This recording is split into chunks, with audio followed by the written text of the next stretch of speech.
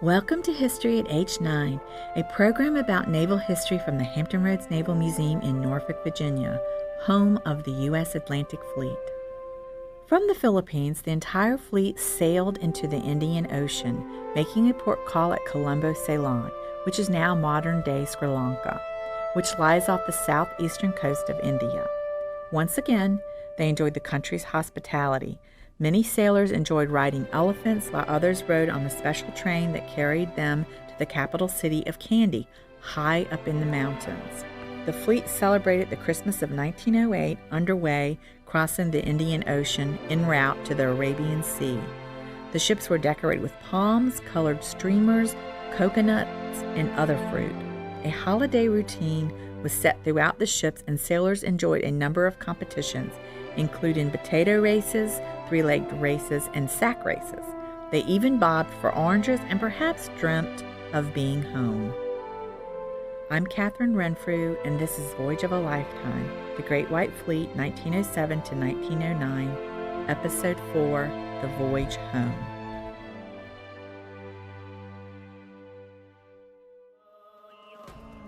After Ceylon, the fleet steamed toward the Mediterranean, single file through the Suez Canal. The canal which connects the Red Sea to the Mediterranean Sea. It was the first canal that directly linked the two. They stopped at Port Said, Egypt, to take on coal and then split into several parties, visiting ports along the Mediterranean coast. USS Alabama and Maine visited Egypt. On December 28, 1908, a massive earthquake and tsunami struck Messina, Italy. Admiral Sperry received word of the quake, and the Navy's Goodwill cruise became a reality. Sperry ordered the supply ship Cologa, carrying hundreds of tons of food, the tender Yankton with 6 Navy surgeons, from the battleships and medical supplies, followed by USS Connecticut and Illinois. By the time the sailors arrived, they had the sober task of recovering bodies. They helped recover the bodies of U.S. Consul Arthur S. Cheney and his wife Laura from beneath the ruins. Some of the Mediterranean ports of call included Algiers, Tripoli, Naples, Marseille, Athens, Beirut, and Malta. Regrouping once again, the fleet made a final port call at Gibraltar and then steamed out into the Atlantic on February the 6th, headed for Hampton Roads. The ship's bands playing Home Sweet Home on this last leg of the voyage. The fleet arrived home on a rainy day on February the 22nd and was met by Roosevelt aboard Mayflower and cheering crowds ashore. The bands were playing Strike Up the Band, followed by the slower, more sentimental song, There's No Place Like Home. Of course, there was a 21-gun salute, which was met with enthusiastic applause. A sailor remembered the homecoming.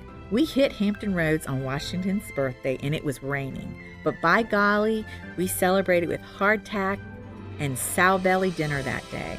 Later, all the deckhands had to go to Washington and parade in the snow for President-elect Howard Taft. With only 2 weeks left in the White House, the return of the fleet and the success of its mission prompted Roosevelt to declare later that the cruise was the most important service that I rendered for peace. And he said in a speech to Admiral Sperry and his men, "In addition, you, the officers and men of this formidable fighting force, have shown yourselves the best of all possible ambassadors and heralds of peace. We welcome you home to the country whose good repute among nations has been raised by what you have done." Now, the cruise had many significant results, both diplomatically for the nation and technically for the U.S. Navy. On the diplomatic side, the cruise fulfilled our country's desire to be recognized as a world power. Our relations with the countries visited were either improved or established in a positive way. The most important improvement of relations was with Japan, the main diplomatic target from the beginning. The visit by the fleet provided the main thrust behind the Root-Takahira Agreement that went into effect shortly after the fleet's return. According to this treaty, the United States and Japan agreed to maintain the status quo in the Pacific and to respect each other's possessions there. Also, both nations consented to respect the open door policy in China and the independence and territorial integrity of that country. One of the main successes of the Great White Fleet was that it brought widespread public awareness and education of and appreciation for the U.S. Navy, not only in the U.S., but abroad. Americans had followed the progress of the Great White Fleet throughout its journey in the newspapers, and for the most part, the sailors or crew acted as American diplomats having personal contact with the host countries and its people. In his report for 1909, the Secretary of the Navy stated that the crews increased enlistments and enabled the Bureau of Navigation to recruit the enlisted force to practically its full strength. A pleasing development in a period when few American boys thought seriously of joining the Navy. Moreover, the Secretary was able to report there has been a gratifying decrease in the percentage of desertions, which has dropped from 9 to 5.5% during the past year. The crews also provided on-the-job training for the sailors, operationally, technically, and diplomatically. The crews reinforced their pride in service and country. They had been the ambassadors of goodwill and the vehicles through which others perceived and judged America and the Navy. But even more concretely, the sailors saw their individual roles and the role of the Great White Fleet as providing the muscle behind U.S. foreign policy. The crew learned to deal with fuel shortages and consumption, engineering reliability, and ship handling, not to mention their daily gunnery exercise and routine life aboard the steel battleships. They learned how to get the greatest economy out of their engines, the most mileage per ton of coal. Because they had no Navy yards handy, they learned that to a great degree, they could maintain their ships themselves. They learned to place their ships accurately on station during tactical drills and battle exercises, and to keep them there. Experience gained by the crews led to improvements in formation steaming, coal economy, and morale. Gunnery exercises doubled the fleet's accuracy. It highlighted the strength and weaknesses of the Navy as well.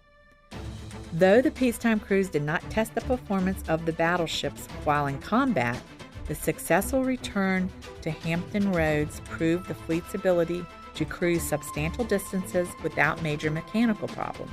The experience also helped the Navy identify certain needed improvements to ship design.